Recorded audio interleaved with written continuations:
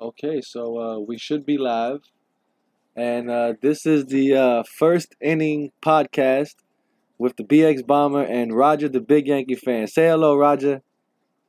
Hello, how are you doing, BX Bomber? Everything's going good today. Pretty good, man. Welcome back. Welcome back. Thank you. So we're on the live stream now, so we could talk as long as we want, and we can speak about everything now. We're not on no time limit today. Oh, okay, sounds good.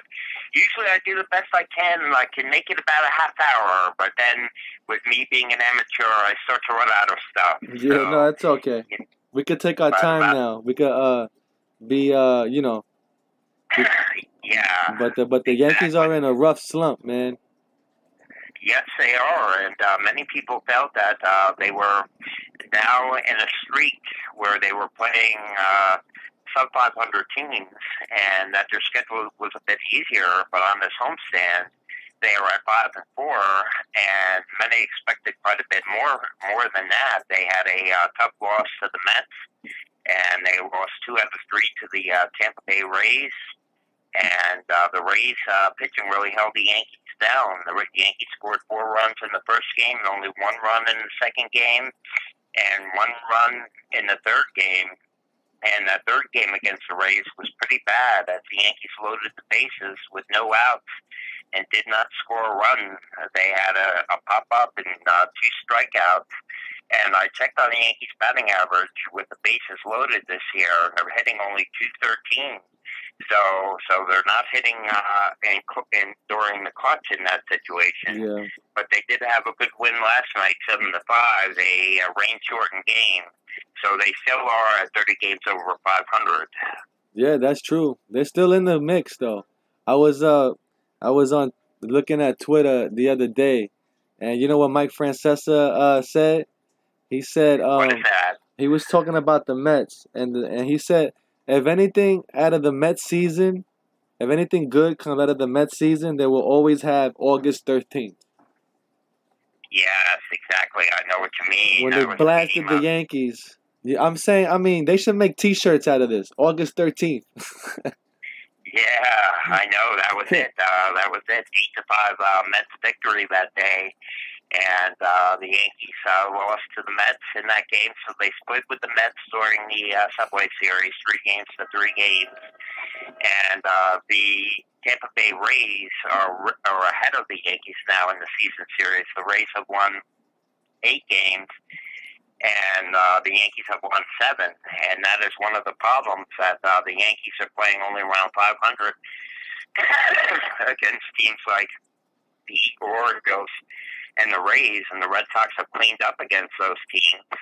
So the Yankees basically, that is a difference in the division, that the Yankees have played down to some of their opposition. Yeah, that's what they've been doing for a while now. It's not like they've been doing that. It's just like they have no players to put in because the guy's hurt or whatever the case may be, you know? Right. We're seeing a lot of Shane Robinson. And what the Yankees did was they traded away Billy McKinney, who was a great prospect. He's now on the Blue Jays. And they also traded away a number of other prospects. So they have just been using Shane Robinson out there. Yeah. And Shane Robinson is a veteran player. He's about 33 years old. And he is really basically just a fill-in. He's not much of a hitter at all, and but that's who they have been using because Giancarlo Stanton has had a tight hamstring recently, and they've just been using Giancarlo Stanton as a DH, as a designated hitter. Yeah, they don't want to use him in the field right now because of the tight hamstring, and they already have Judge and Sanchez. They talking about even come back in September. Yes, I hope so. You know, that 3-week time schedule that they put Judge on was a little bit on the optimistic side. Remember, he has a broken bone chip in his wrist, and it takes a bit longer than that. That was a little bit optimistic. You know, he's still feeling some pain.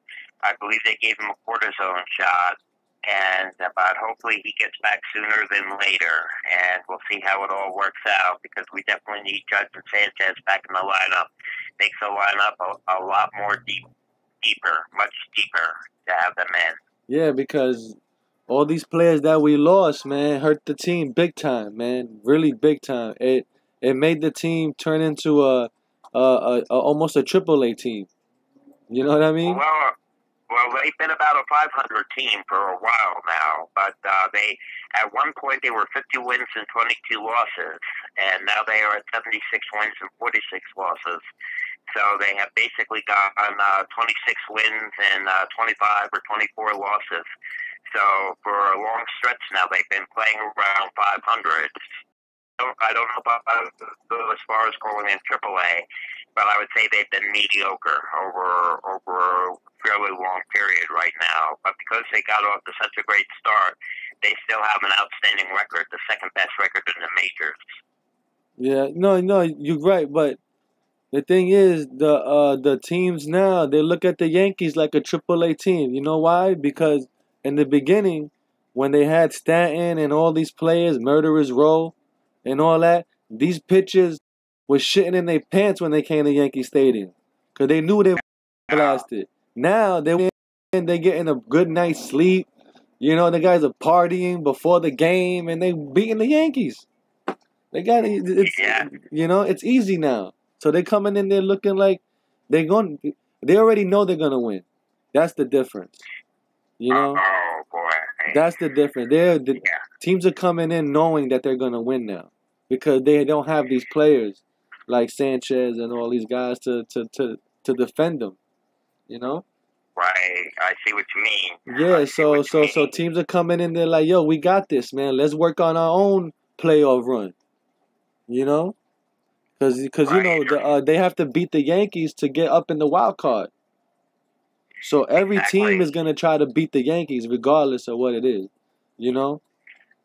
Oh yes, everyone does try to beat the Yankees. You know, the Yankees are this historical franchise, and you know, even on for top example, of that, the Mets changed their pitching rotation around so they would have the ground pitch against the Yankees on that game on August 13th.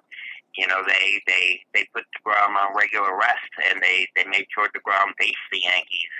And but the Yankees did have a good win last night on a positive note, and they had nice home runs. And Giancarlo Stanton's blast was one heck of a blast. Oh man, that's for sure. I was just walking out when he hit that blast out of the game. Wow, yeah. So tell me, you were at a block party before the game? So yeah, on certain games, or I guess Fridays, they have a thing what's called a block party, the batting practice block party, which happens in the bleachers over there, by you know on top of the black. That's where it is, and they have a little thing where they have face painting, and you get balloons, and you can actually meet a player there too. And there I got to meet Roy White. And he got to sign the World Series trophy. Yeah, that's amazing. That's a wonderful experience for sure. Roy White was a Yankee player for quite a number of years. He came up in the 1960s when Mick Mantle was still playing, and played all through the 70s, and was on the teams that went to the World Series against the Cincinnati Reds. And he was a switch hitting left fielder. Basically, they had him in left field, and he was a switch hitter and a very clutch hitter, and a very reliable player for the Yankees for quite a number of years. He had a giant afro, right? What's that? He had a giant afro, didn't he? Well, he had a bit of an afro for a period of time. But you know how George Steinbrenner was with the hair and everything. You remember when Oscar Gamble came Yeah, Oscar Gamble, yeah.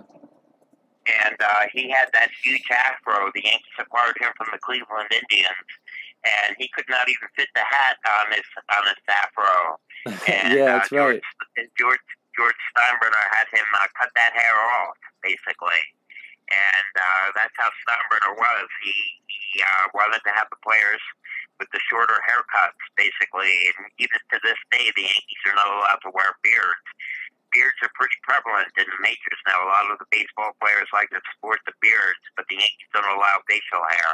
No, you're absolutely right because he wanted the players to look good, you know, and it was Right. and he wanted the players to represent, you know, that they were good people and stuff like that as well.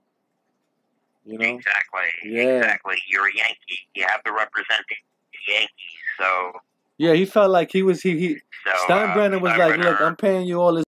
You're gonna have to represent the team the best way because what happened with Steinbrenner is um when he bought the Yankees there in '73, um the Bronx was hot, man. The Bronx was burning already, and Yeah. this place was a junk landfill, man. And what happened was he wanted, since he bought it, he was like, if I'm gonna buy this building, I'm gonna clean it up. So what he did, he started with having the walls painted of Yankee Stadium with no Right. graffiti. He started with that, cleaning the floor and the grounds around it, and he had that monitored to make sure nobody would vandalize that. And then and Exactly. then he tried to create this persona of being respectful and clean, a clean image.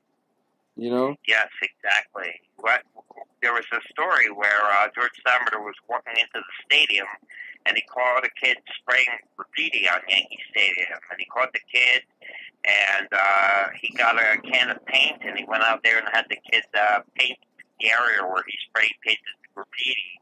And yeah, in the 60s and the 70s, the Bronx was having some major trouble, that's for sure. It was in a socioeconomic downturn, and many people, landlords were burning their buildings to collect Yeah. insurance money. Yeah. And the Bronx looked like a war zone for quite a while, and it was a very rough area for quite a period of time. It's much better now. It's much better now. But yeah, there was a period of time, and George Steinbrenner was feeling that that fans weren't coming up to Yankee Stadium because of the area, and that George Steinbrenner did all kinds of threatening about moving the Yankees out of the Bronx. But thank goodness that didn't happen. Well, yeah. He got with the politicians, actually, Steinbrenner. He got with the Bronx borough president and the mayor at the time. Oh, he was good friends with um ah Giuliani? no, Mayor Koch.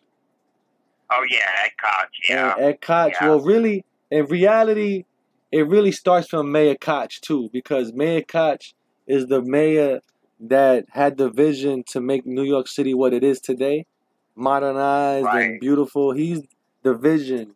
So every mayor of New York tries to go on that vision of Mayor Koch. You know what I'm saying?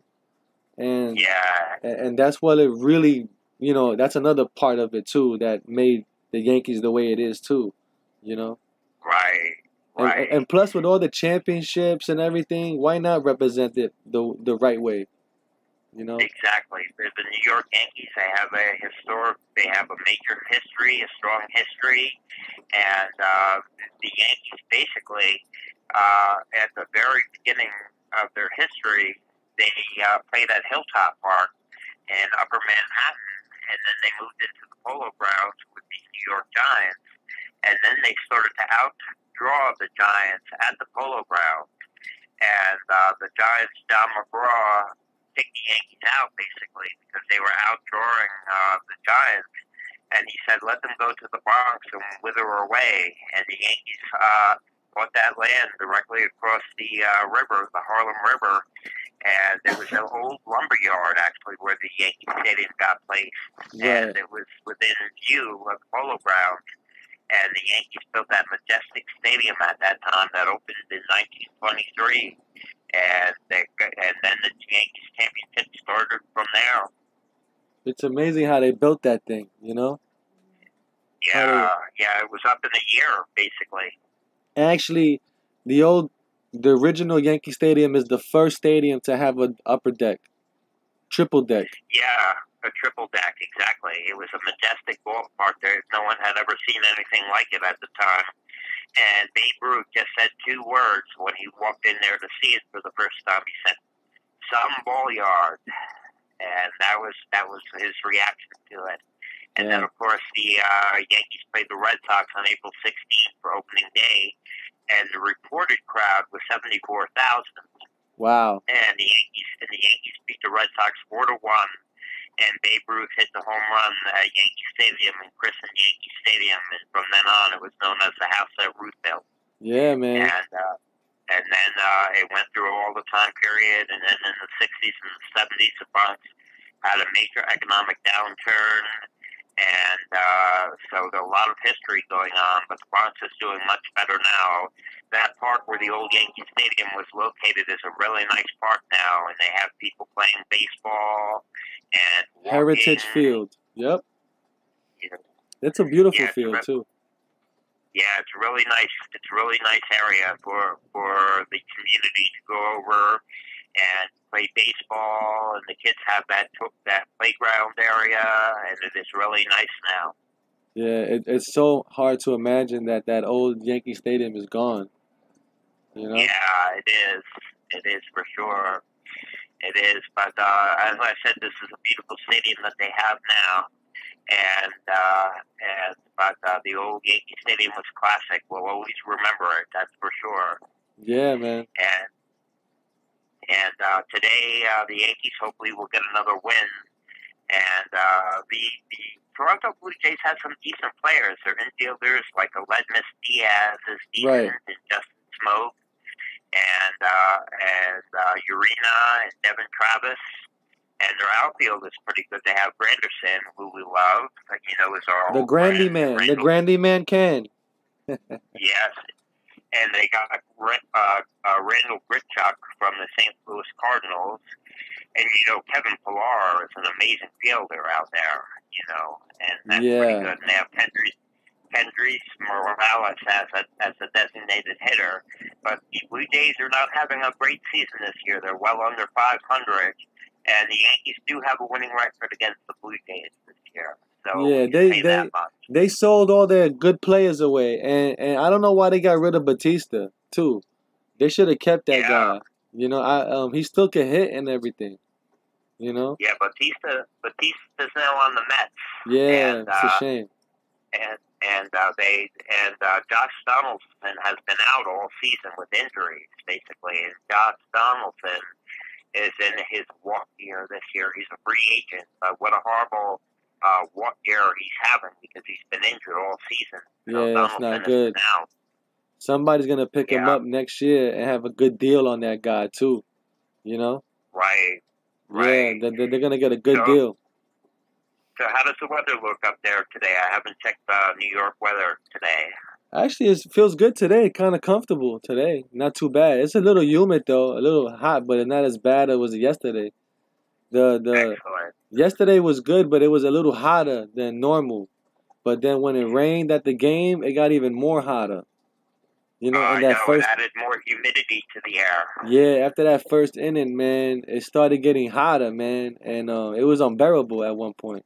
You know, even when I went to batting practice, standing there in the sun was killing me. I said, "Please God, let me catch a ball," and I caught one. And I was out of there. And what happened was I caught that ball fair and square, and the damn ball boy knocked it out of my glove, and he felt bad and he threw it to me. You know? My goodness, cool. Yeah, you do pretty good. You get some baseballs out there. You go out there and you get yourself some baseballs. That's pretty good. I haven't really made the effort, but the last time I got a baseball and I did catch it, it was hit out there during batting practice. I was 14 years old, for goodness sake. Wow. And a Yankee player named Cliff Johnson. Do you remember Cliff Johnson? I have his autograph. Oh, wow. And I'm going to tell you a story about that. Continue. Okay, well, anyway, he had a ball out to left field, and it bounced around in the seats, and I ran over and picked it up. And that's the only ball I've really gotten from the Yankees, and that was like 40 years ago. Yeah, and, at batting practice, you got to be ready to catch them balls. They hit them hard. You know? Yeah, and they ding around and all kind of stuff. You got to be ready, you know, especially over there. Yeah. But I'll tell you a story about Cliff Johnson. Cliff Johnson. Yeah. I had you remember the old Coliseum? Which one? It The was on LA one? no here in New York. They had it was called the Coliseum on 59th Street and West Side there. I don't remember that. I don't remember that one. Well, it was back in the day. Is right now where it is where the Time Warner building is. I Columbus see. Circle, that's where it was. Columbus Circle. It was right on Right. Columbus Circle there. And there they used to have the Yankee Fan Fest back in the early 80s and 90s, right? And it was called the Coliseum. They used to have car shows there. It was basically like the Jacob Javits Center before the Jacob Javits. And then when they Oh yeah. yeah, and then when they built the Jacob Javits Center, they knocked down the Coliseum to build um, the Time Warner building. But it was I kind see. of, but then they took it out of they made it into like an office space for a while, and then they broke it down for the Time Warner building. But there, I they used see. to have the Yankee Fan Fest, and that's where I got this ball autographed by all these players. I got Willie Randolph there. I got Mel Allen. I got all these guys there, right? So Wow. that next year, matter of fact, that would have been 95 or 94. I got that ball. 90, that would have been like 93, 94. 96, Mickey Mantle passes away, right? So Mhm. my dad wants to go to the Mickey Mantle walkathon in Central Park, right? So he's like, yeah, let's Yeah. go, right? And said, Frankie, man, bring a ball. So we bring the ball that we got autographed. We had two of them. He had one, I had one. And I took the ball with me, and we're waiting around, and then we see this big white limousine, right? So I'm thinking, it must be Burt Reynolds or something, and and out comes Whitey Ford, right? Whitey Ford pops out, Wow.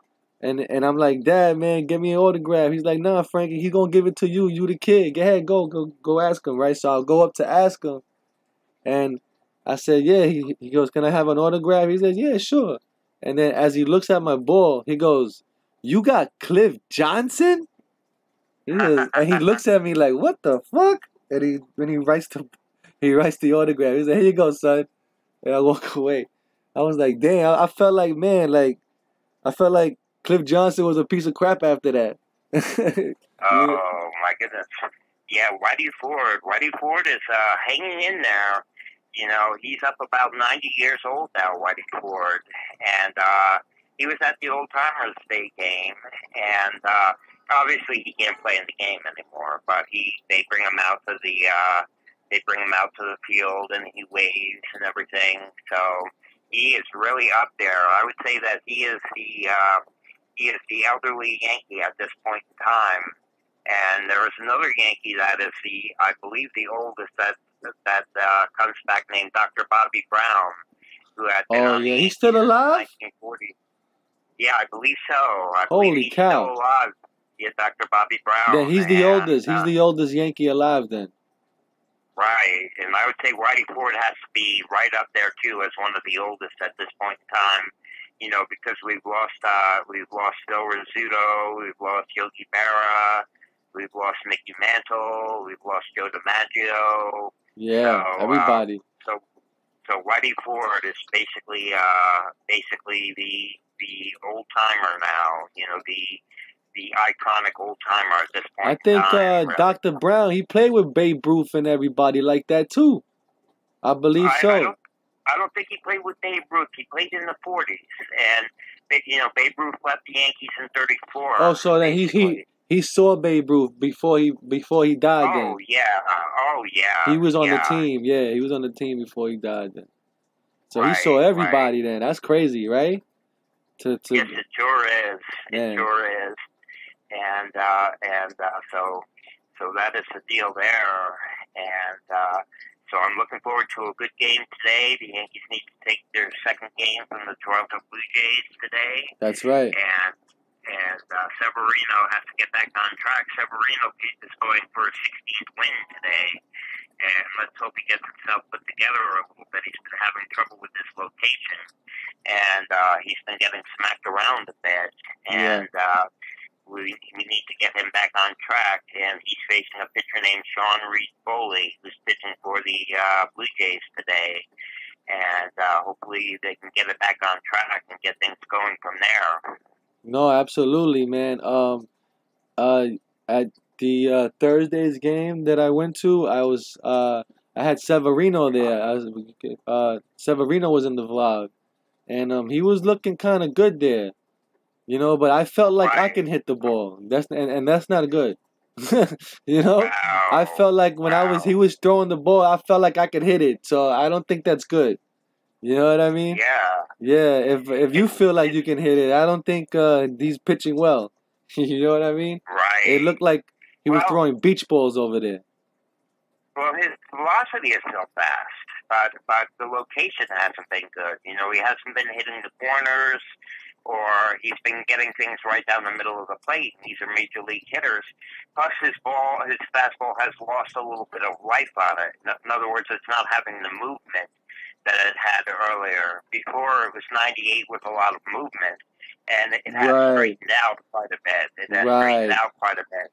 And major league hitters, you know, the major league hitters, they can hit 95 to 100 miles per hour these days because there's so many pitchers that throw that way. And major league hitters can, you know, they can turn around pitches like that if they're straight down the middle. And that's been the problem that Severino has been having. Right. He has no movement on those pitch. If you go to the vlog, look at the vlog, and you'll see him pitching. You could see it that it's not doing anything. You could see it in the video. It's so imagine in real Yeah, life, you know, these guys are that probably looks like batting practice to them. You know what I mean? And yeah, and you know, I play a lot of MLB The Show on PlayStation, and I right. play it in the most realistic mode where it's like you're the actual batter looking at the pitcher Mm-hmm. and the him throwing it and everything. It's so Uh huh. realistic, and how they tip pitches away, how they how they do a toe tap or something like that.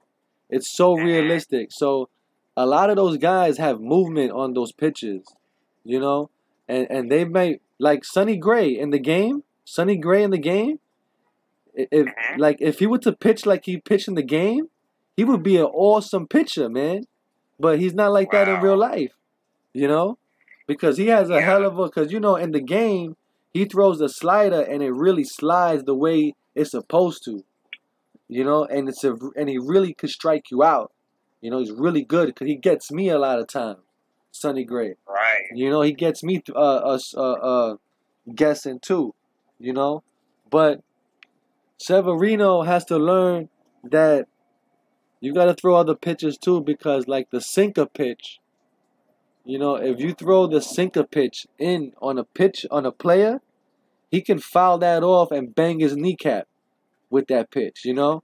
And Oh yeah. those are the kind of things you want to do, you know, as a pitcher. You know, yeah, you want to strike the guy out, but in reality, there's really there's really cheat codes to the game, you know, and one of those cheat codes is the sinker, where if you throw that in nice and tight and he fouls it off, he could break his shin cap, you know, right there, Oh, or bang it right off his ankle. You I see, know. Didi does that a lot. He hits his foot, Didi. and that's what they do. They know how to beat you up. You know, they know how to beat you up. They know how to beat you up. Yeah. You know, if they don't get you this game, they get you next game. You know, and they're gonna throw it in Right. there to get you those foul balls. You know, and then the pitcher looks like he's doing something awesome, but in reality, he's trying to hurt you. You know what I mean? Oh my goodness. Yep. Severino throws a fastball. He has a decent slider when he controls it, and he throws a changeup. He's basically a three-pitch pitcher, Severino. The Yeah. changeup, the slider, and the fastball. And he's been having trouble with his command, so let's hope that he gets it together today against the Blue Jays, because the Blue Jays do have some decent hitting, that's for sure. No, awesome And, team. They always been awesome and dangerous. You know? right. Right. So we'll see how it all goes there.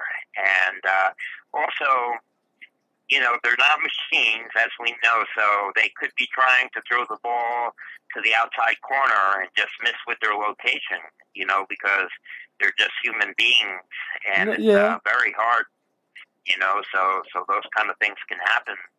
And but that is something there. So let's hope the Yankees have a good game today. I'll have to catch up with the score and see the rest of it after I get back later on today. I have to go out this afternoon. Yeah. But I'll be checking in on that And and plus, see how that goes.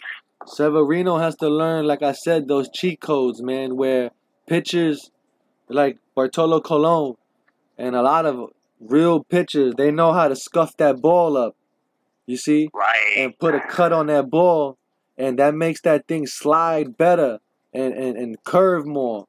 You got to learn those things. You got to do those things. You can't, I know it's cheating, but it's not really cheating. It's just knowledge that you should know and have to play the game. You have to do those things.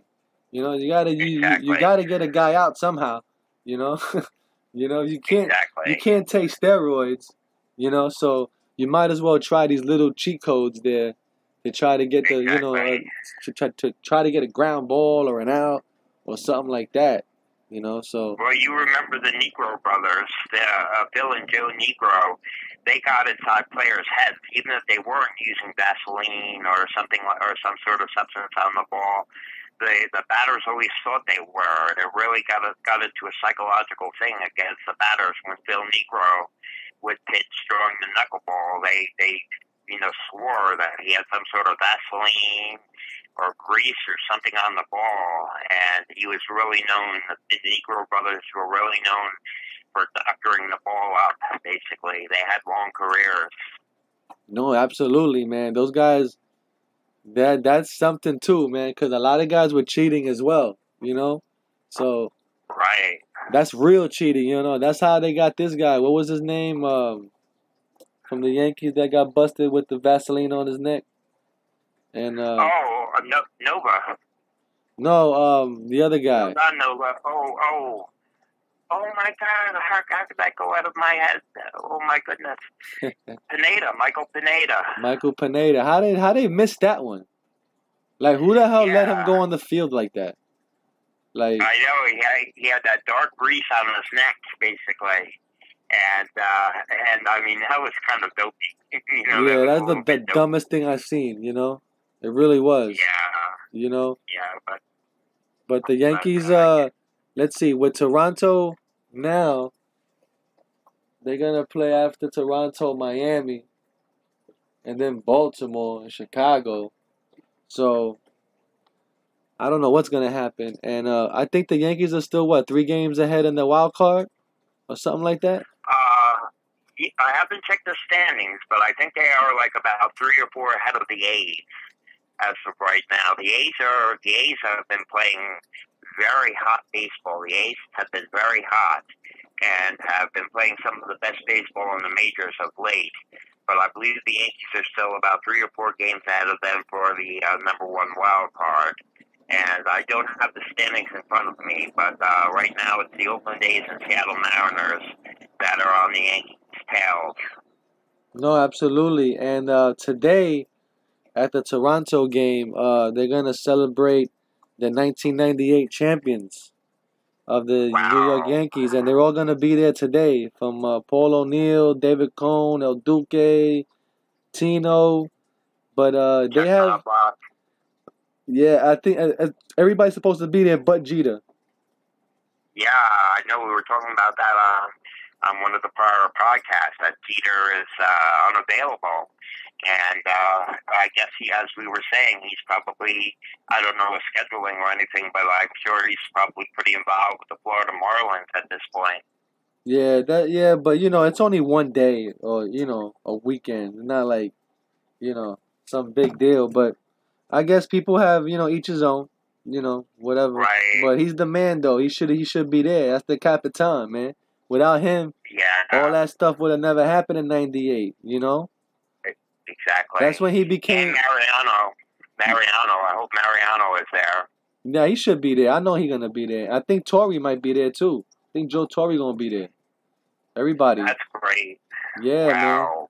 And I believe what I'm seeing too that they're gonna be selling a limited edition to 1998 World Series champion magazine, Yankee magazine.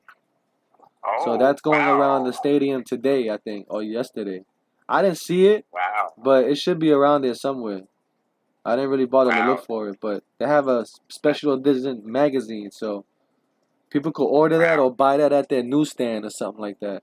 I guess. Yeah, yeah, I haven't gotten the yearbook yet. I get a yearbook every year and save them, but I don't buy them until I come up for my games in September.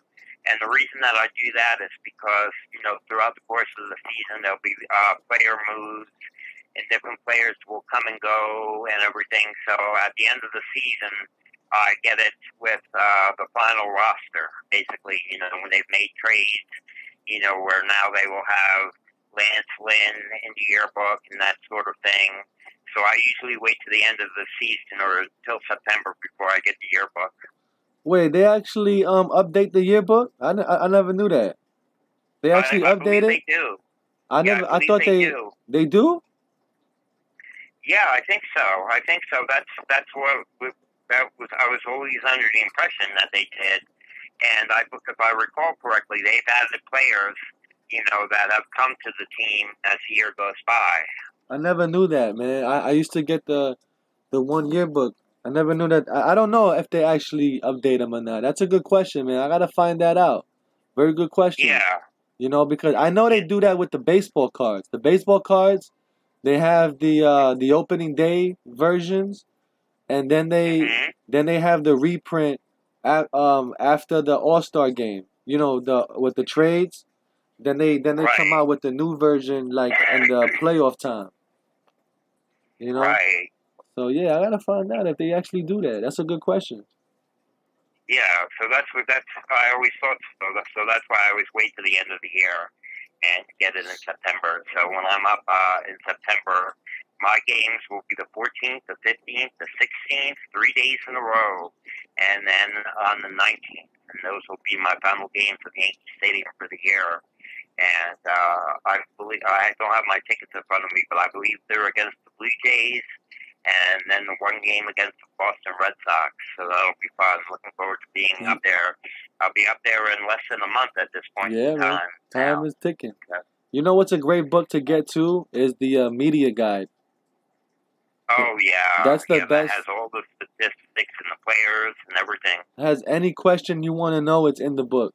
But the one thing that I've been trying to look for is the longest home run in the new Yankee Stadium, and they don't have it. Right. They Oh they wow. don't have the stats on the longest home runs in Yankee Stadium. Or if they're in there, I I'm haven't found it, but it's not in there because I I'm searched going every to guess. page. I'm going to guess it was the game I was at against Yankees against the Orioles when Aaron Judge hit a massive 495-foot blast to left field that went all the way over the bleachers and landed in the concourse over by the wall that has the retired numbers on it. Yeah, It went because over. because I was trying to look for in the book, last year, cause I bought the new edition, and I was hmm trying to see that home run like you saying, and it doesn't say Aaron Judd 400 something. It doesn't say the longest home run. It just says how many Oh, home runs that was hit in the season, like stuff like that. But it doesn't say the distance of the home runs. The long. It doesn't have a. right. It doesn't have a list of the longest home runs of the year or something like that. It doesn't have that. I think they might have Oh missed that. boy. Yeah, I think they missed that, man, because I've been, every now and then I look at the book, you know, and I've been trying to figure that out, and it's not in there. And if it's in Huh. there, let me know because I haven't found it. You know, Right. yeah, Maybe you can go on the internet and try to find something, basically. I can't You even know. find the longest home runs in the old stadium. It doesn't even say that neither. It doesn't Well, say the longest distance. what they've talked about, which are legendary, are the two shots that Mickey Mantle hit that hit the facade in right field. And there was a shot that Mickey Mantle hit that went all the way out to right field And Billy Crystal was actually at the game. Billy Crystal, the actor, who's also a Yeah. big Yankee fan, he was a kid at the time. And Mickey Mantle hit the shot that took off like a rocket and went out to right field and hit the facade and just missed going completely out of the Yankee Stadium. And then he did it again several years later. And those are massive, legendary shots that hit the facade at the I very think that top of shot the was right like field. 532 feet or something like that. Yeah, they had to estimate it because it got stopped by the facade. You know, where it was 370 feet in distance and then another 200 feet high or something like that. So they estimated it to be well over 500 feet if it kept traveling. Yeah, And yeah. then there were two of those. And then also Mickey Mantle hit a shot down in Washington that was measured at 550 feet. Yes. It was estimated at 550 feet when they were playing the Senators down in Washington. Mantle was known Yes. for hitting many shots close to 500 feet. Yes. And Babe Ruth also hit monster shots as well. I read that in No, go ahead. Going back to the 1920s and everything, they did not have the technology to measure them the way we do now. I read in the Mickey Mantle book, they were talking about the story how he hit that ball, and he said that the ball in Washington hit off the scoreboard. It bounced off the scoreboard, across the street, bounced off a house onto another house into somebody's yard. That's where they found the ball at. And then they showed another one that he hit that went out of the stadium and landed in a parking lot, basically. He was known for hitting some massive blasts, that's for sure. That's for sure. Yeah. And he's legendary now, the late great Mickey Mantle. And that is something there. So anyway, I guess we'll say that we have a good remaining series against the Toronto Blue Jays, and then the Yankees go out on the road, and we'll take it from there. No, absolutely, right? I think the Yankees, I don't know, man. Oh, and then we haven't spoke about the ticket pricing neither. You know? Oh yeah. That is, man, they done screwed up the whole next year, man, because now they're raising the ticket prices. You know? Yeah, I know. And they're gonna charge the tickets now almost $30 now for the game. Even though they do the preferred pricing, but you're still getting scammed on these tickets. You know? And I'm getting scammed on these tickets too. You know? Yeah, it's really not very fair. And we will work some things out. We'll see how we could go. We'll have some options to deal with.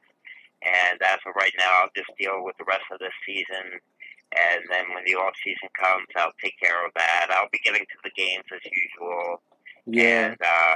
And we'll work things out and see how everything goes at this point in time. But that was rather unfair. I would say that for sure. Yeah, they're gonna raise the prices. So it's like, no, you know what? It hurts the season ticket holder. It doesn't hurt I don't think it hurts the regular fan. No. You know, it hurts the season ticket holder because that money goes up, and they trying to put these premium games on you that you don't want. You know, right. Rather you just go to the game whenever you want to, and you'll pay a lot cheaper ticket. You know, because not all games are priced the same. Some games are $12. Like yesterday's game, I bought the ticket for $15. You know what I mean? Right. And so every game is different. So it's not like I think I'll be saving money if I discontinue my season ticket. You know? Yeah, you work it out. You decide what you want to do. You know what's what. If you want to get individual games and go when you want to go, or however, we have time to figure that all out. You know, and so we'll have time to figure that out. If you want to get a 10-game plan, or if you want to get the pass to the standing room, or if you want to get an individual. Yeah. Well, I'm losing you there. Work it out. Oh, okay, I got you. I sure hope you are getting the. No, man. Yeah, We're gonna work on it somehow, though. We'll figure it out somehow. I don't know. It might be. It might not be 30 games next year. It might be 15 games, but we'll still go to Hey, games. that's a lot. That's a lot. You know, Yeah. so very good. So I say we should wrap it up now. I've pretty much Cool. covered as much as I can, and we look forward to the game today, and we'll get another one going after they play the Marlins. Absolutely. Absolutely, man. This has been another great episode of the First Inning Podcast. And yeah, man, it's been great. So we'll do this again another day, and we'll stay tuned. And please hit the like button and subscribe and everything. You want to say anything before you go? Oh, well, I'll say what I always say. I always enjoy doing these with you and enjoy talking to you, and they're always fun, and look forward to doing the next one. Absolutely, man. Until then, we'll see you later. So I guess so long, everybody. Bye-bye.